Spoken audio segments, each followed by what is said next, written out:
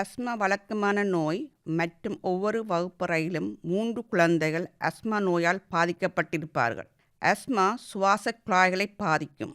நீங்கள் நுரையீரலை தலைகீழாக இருக்கும் ஒரு மரமாக நினைத்து பார்க்கவும்.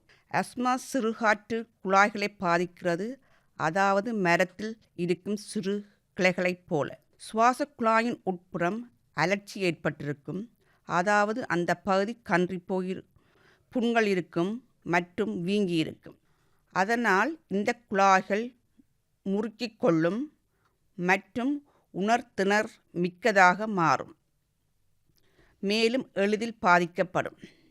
நோய் அறிகுறிகள் தூண்டப்படும் போது மற்றும் உடல்நலம் குறைவாக இருக்கும் போது இந்த பாதிப்பு அதிகரிக்கலாம். ஆஸ்மாவை எதிர்கொள்ள சில வழிமுறைகள் இருக்கின்றன. தடுப்பு மருந்துகளை எடுத்துக்கொள்வது வழக்கமான. எதனால் இந்த பாதிப்புகள் ஏற்படுகிறது என்பதை புரிந்து கொள்ளவும். தூண்டுதல்களை தவிர்க்கவும். ஆஸ்மா பாதிப்பை எதிர்கொள்ளும் திட்டம் பாதிப்பு ஏற்படும் போது என்ன செய்ய வேண்டும் என்று உங்களுக்கு தெரியப்படுத்தும்.